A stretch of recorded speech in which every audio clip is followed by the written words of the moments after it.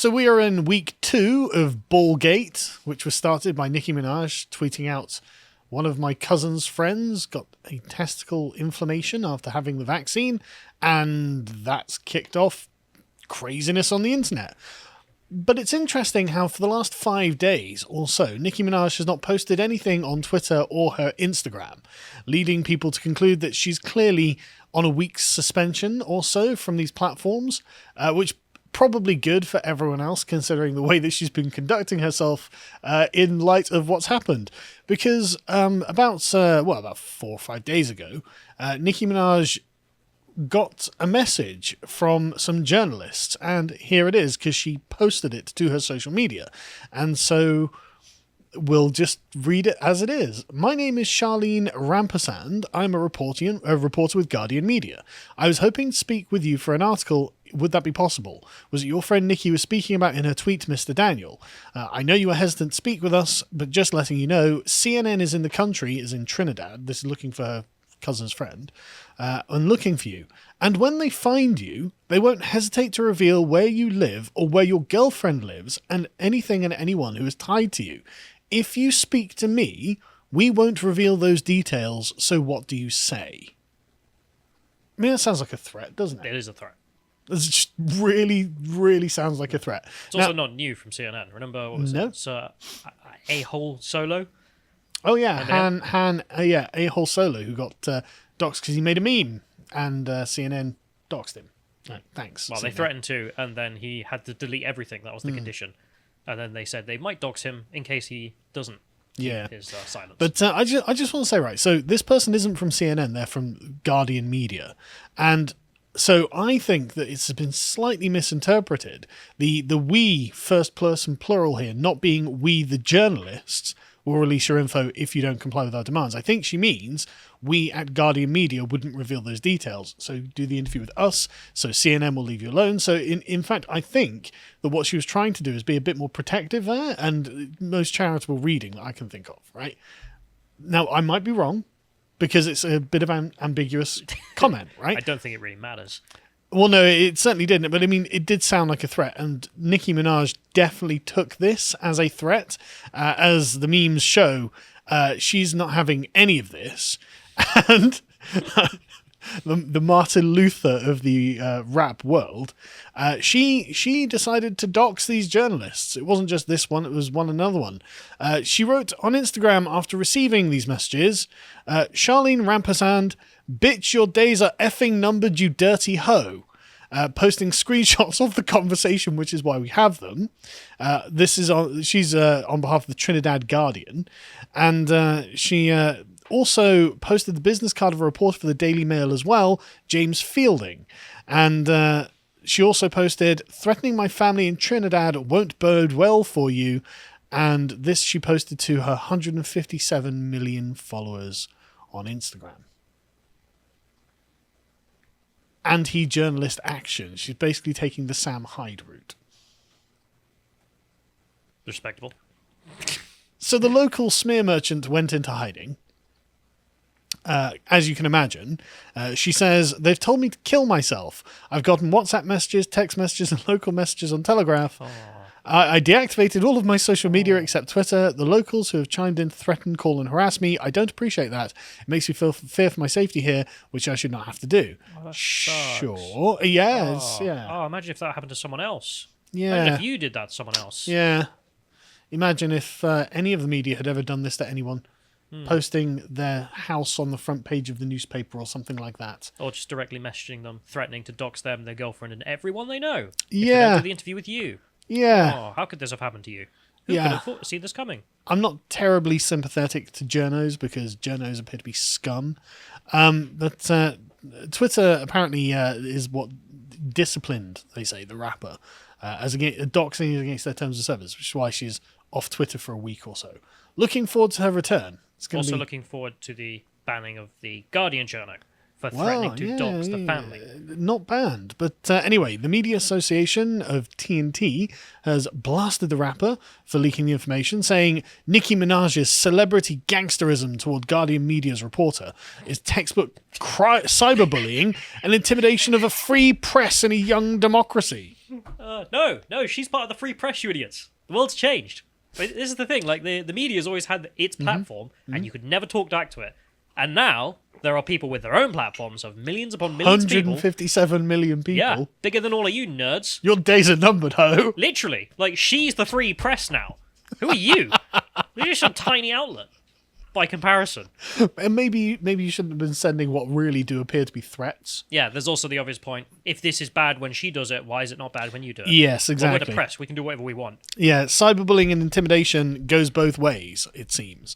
But, gangster tactics. Well, that's the thing. Hey, that's our gangster tactic. When we How do dare it, you? It's press interrogation. Yeah. No, when we do it, it's a free press. When you do it, you're gangstering us. But while Miss Minaj may be justified in calling for scrutiny of the journalist's methods, that is, stoking fears of an ordinary citizen caught through no action of their own in the maelstrom of an international story, yeah, which they were. Because, this wasn't sent to Nicki Minaj. This was sent to her friend, trying to essentially intimidate them. By the way, you're going to get the world's media on you. Do as we say or else. But the wording. We'll dox you, your girlfriend, and anyone tied to you. It's like, not on, right? But the rapper's doxing and cussing are extreme reactions to what that should concern those closest to her. Why would they concern those closest to her? No, they're the ones being threatened by you. Yeah, and she's protecting them. Sensational as the story may be, it comes with global amplification, blah, blah. And so obviously the Trinidad health minister had to come out and debunk her point that one of her friends had a testicle swell up after having the vaccine. Trinidad and Tobago Health Minister Terence, I can't pronounce that, Dalis Singh, said that it was a false claim that a person on the island had suffered swollen testicles as a result. One of the reasons that we could not respond yesterday in real time is that Miss Minaj is that we had to check and make sure that she was claiming was true or false. Unfortunately, we wasted so much time yesterday running down this false claim. And when asked about Miss Minaj's tweets, Anthony Fauci decided to come out and say, no, there was a lot of misinformation on social media. Let's play the clip. Dr. Fauci, is there any evidence that the Pfizer, the Moderna, or the J&J vaccines cause any reproductive issues in men or women? The answer to that, Jake, is a resounding no. There's no evidence that it happens, nor is there any mechanistic reason to imagine that it would happen. So the answer to your question is no. Just to be clear, Fauci has been proven to have lied multiple times over the past year and a half over this whole situation. So whether you take his word at face value is one thing, but I guess there's just a lot of misinformation going around. Just the world's full of misinformation, Callum. Things like the Open Vaccine Adverse Effect Recording System from the CDC. This is full of misinformation too, because I went through this, and it turns out that from the various American vaccines, there have been 61 cases in America of testicular swelling. We can go to the next link. So I just posted this out on Gab. This is just, you can see the link, so you can go follow that yourself. And here we go. So you've got testicular swelling. 9 from the Janssen one, 22 from the Moderna one, and 30 from the Pfizer one. Don't know why Fauci would just say there's no evidence of it. It's extremely, extremely rare. I mean, you can see, what is that, 0.01% there of whatever number it's meant to be. Yep. But to say that it doesn't exist? It's incredibly rare, but it does happen. This is just one thing. I mean, 152 people had testicular pain, and there are various other, one person had testicular failure. Because all medicine comes with side effects. Absolutely, because people are all different. And it's not any different in the UK. We've got the UK stats on this as well. In the UK, we have 104 reports of testicular pain and 19 of testicular swelling after the AstraZeneca vaccine.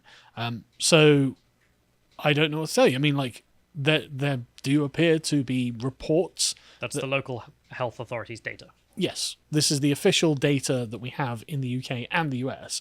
Fauci is lying. Not that we know that this is a direct correlation or direct causal connection. We don't know anything like that. These are just the adverse reports of what the vaccines have done to people. Don't have anything more to say on that. So anyway, moving on, let's go to Hasan Piker's reaction to this. Now, he posted a big cope video, and this is the perspective by which Hasan Piker is coming at this entire situation.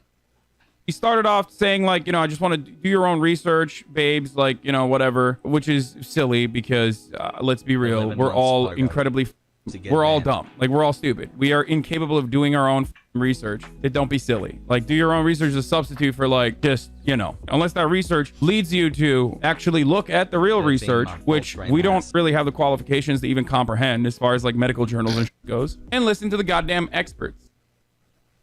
What? What? We don't have the intelligence to comprehend anything that these divine scientists like Anthony Fauci are saying.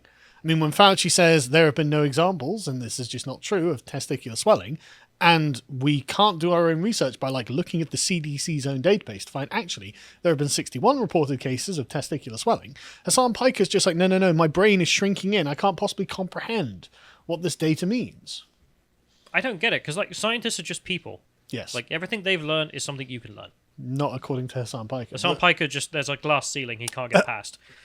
I think that might unironically be true. Right. Actually. Okay. For in his case and the people who watch him. His audience as well. Yes. And so we, instead of, looking at the numerical claims that Fauci is making and whether they align with reality, that's something that we're just not capable of understanding. Only the divine scientists can do that. Because, there's nothing weird or wrong with just blindly trusting authority, is there? Like, nothing would ever go wrong with that. You'd never get a scientist who lied. You would never, like Senko. Yeah, exactly. There would never be a socialist scientist who would lie about something like that. And so, highly responsible, big brain take from Hasan. So we instead... I'm a moron. Hasan Piker. I'm a moron, and so are the people watching me. So just listen to the experts because we've got nothing to say on anything. So anyway, instead of addressing anything that had been claimed here, Hasan pivots into racism. And so on one of his Twitch streams, he had his response to Nicki Minaj, and she'd responded to him. And so he was like, right, okay, I'm going to write a response to her. I'll BTFO her. This will show her.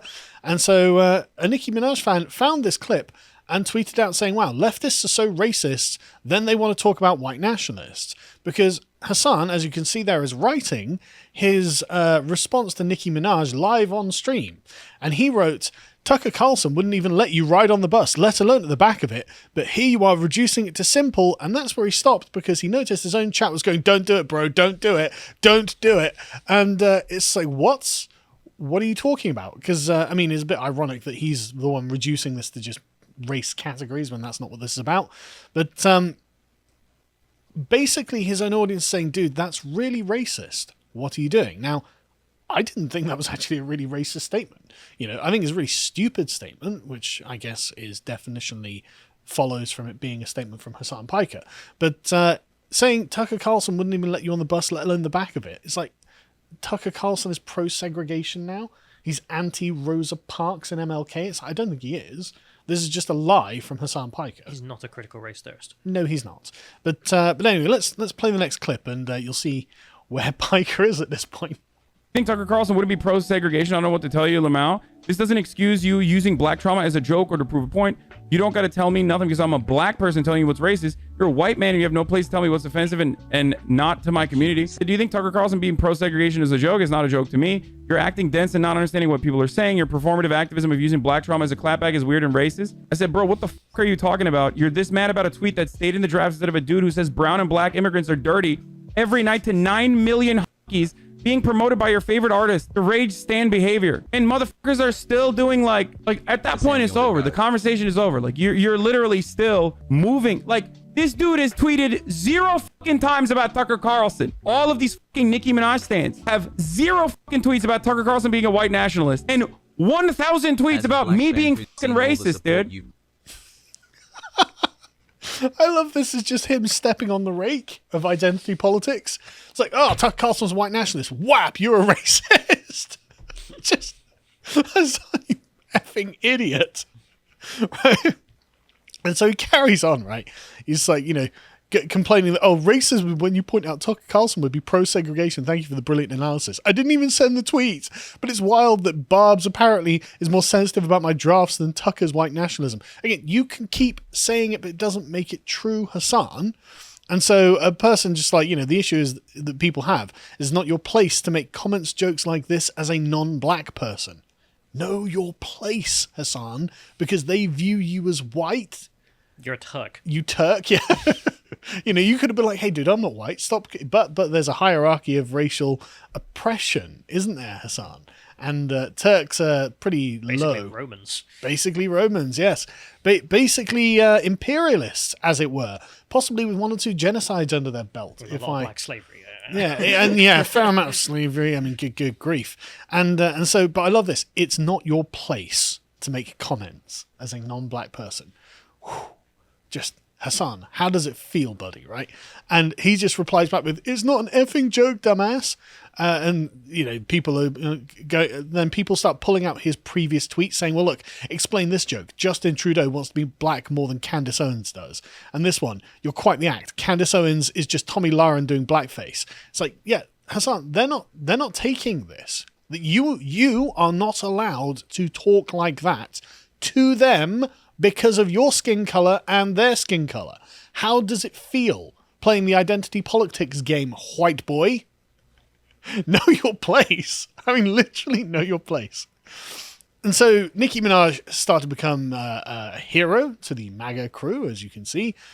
People at protests, if you can scroll down a bit, with a great picture of her in front of an American flag. I mean, MAGA Minaj. Gotta love it.